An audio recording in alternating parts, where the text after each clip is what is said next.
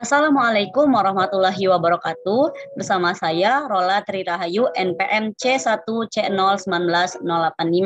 Pada kali ini kita akan membahas mengenai bab 4 yaitu konsolidasi dengan akuisisi melebihi nilai tercatat ekuitas pada mata kuliah akuntansi keuangan lanjutan 1. Karakteristik konsolidasi dengan akuisisi melebihi nilai tercatat. Yang pertama, prosedur konsolidasi. Perusahaan pengakuisisi atau investor biasanya akan melakukan uji kelayakan atas bisnis yang akan diakuisisi. Ada beberapa hal yang harus dilakukan sebelum memutuskan untuk mengakuisisi. Misalnya, jika perusahaan mengakuisisi perusahaan anak, pertimbangan yang dilakukan adalah apa yang akan didapatkan dari hasil pengakuisisian perusahaan anak. Lalu ada pertimbangan seperti reputasi yang baik dari pelanggan, reputasi manajemen yang baik, maka akan ada kemungkinan perusahaan pengakuisisian memberikan atau mengeluarkan biaya akuisisi atau imbalan yang lebih tinggi dibandingkan nilai tercatat. Faktor-faktor yang dapat mempengaruhi proses penilaian kelayakan bisnis saat proses kombinasi bisnis antara lain, yang pertama, prospek bisnis perusahaan yang kondisi industri secara umum. Yang kedua, nilai strategi bisnis. Yang ketiga, kualitas manajemen. Dan yang keempat, nilai wajar dari aset maupun liabilitas yang dilaporkan oleh perusahaan yang akan diakuisisi. Yang kedua, diferensial. Berdasarkan PSAK nomor 22 revisi tahun 2010, diferensial harus dialokasikan pada aset teridentifikasi yang diperoleh dan atau liabilitas yang diambil alih yang dianggap menyebabkan nilai wajar dari entitas anak yang akan dikonsolidasikan melebihi nilai bukunya atau dialokasikan sebagai goodwill. Jadi diferensial bisa disebabkan karena dua hal. Yang pertama, karena perbedaan nilai wajar dari aset yang diperoleh dan liabilitas yang diambil alih. Yang kedua, karena goodwill bisa jadi kombinasi keduanya. Dan harus dilakukan analisis untuk menentukan diferensial. Nah, diferensial ini bersifat sementara atau temporer yang akan muncul ketika dibuat jurnal eliminasi dan akan dinolkan. Di jurnal eliminasi, kedua dan nilainya akan dialokasikan. Contohnya dialokasikan ke aset yang nilai wajarnya berbeda dengan nilai tercatat, bisa ke goodwill atau ke kombinasi keduanya. Aset teridentifikasi dan liabilitas yang diambil alih.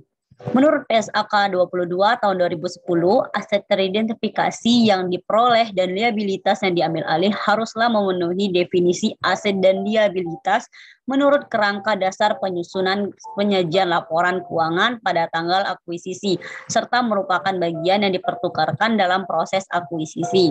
Contohnya, aset tak berwujud berupa paten, ada kemungkinan saat mengakuisisi memperoleh aset berupa paten, tetapi paten ini dihasilkan perusahaan anak melalui proses secara internal.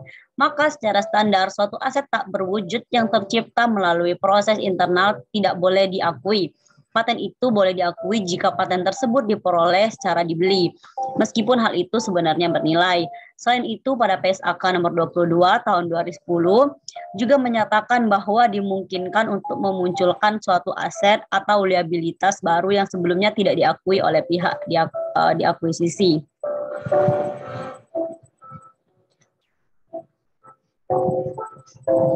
Misalnya pihak pengakuisisi atau perusahaan induk bisa saja mengakui suatu aset tak berwujud berupa paten yang sebelumnya tidak diakui oleh pihak yang diakuisisi perusahaan anak. Perusahaan anak tersebut tidak dapat mengakui sebab aset tak berwujud berupa paten itu dihasilkan melalui proses secara internal. Goodwill.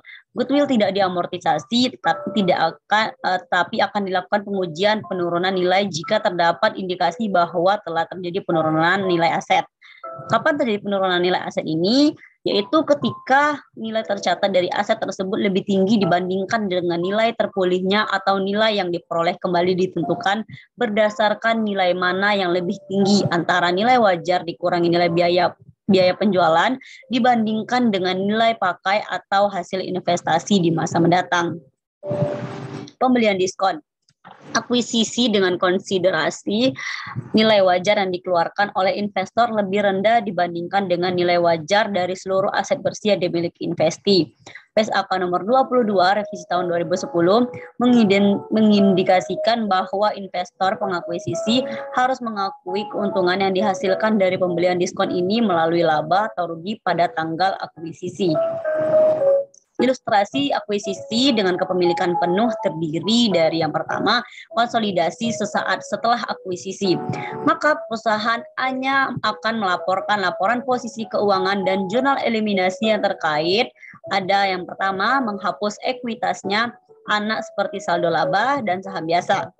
Yang kedua, menghapus investasi perusahaan induk pada perusahaan anak. Yang ketiga, memunculkan diferensial atau dialokasikan. Yang keempat, memunculkan kepentingan non pengendalian bagian kredit.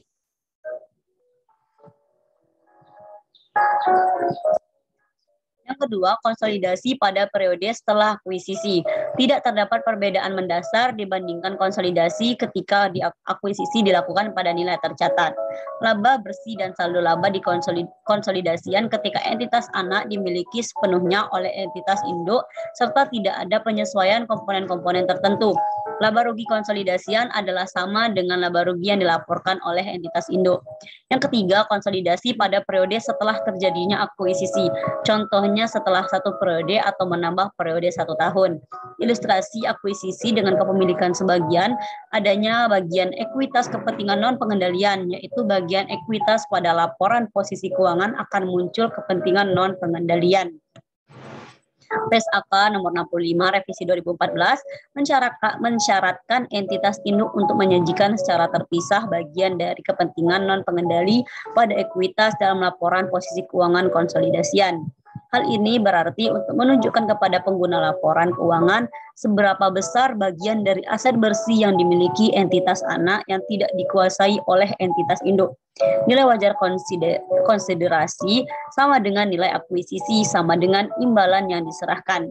Isu lain seputar konsolidasian, adanya biaya transaksi terkait akuisisi dibebankan pada periode ketika biaya tersebut terjadi atau jasa diterima kecuali biaya terkait penerbitan efek. Oke, itu saja yang kita bahas pada bab kali ini. Sekian dan terima kasih. Wassalamualaikum warahmatullahi wabarakatuh.